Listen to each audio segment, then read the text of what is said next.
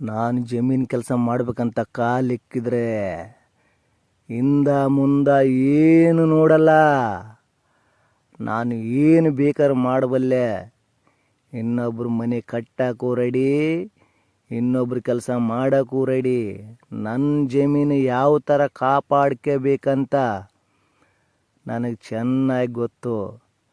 ಹೊಲ ಮನೆ ಭೂಮಿ ತಾಯಿ ಯಾವತ್ತು ಕೈ ಬಿಡಲ್ಲ.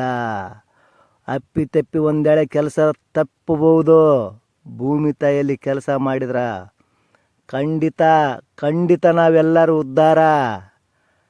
ಅರ್ಥ ಆಯ್ತಾ? ಅರ್ಥ ಆಗಲೇಬೇಕು. ಅಲ್ಲಿ ಇಲ್ಲಿ ಸುತ್ತಿ ಓಡಾಡೋದಲ್ಲ.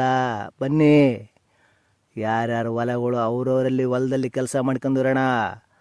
ನಾವೇ ರಾಜ್ಯರು, ನಾವೇ ಪ್ರಧಾನಿ.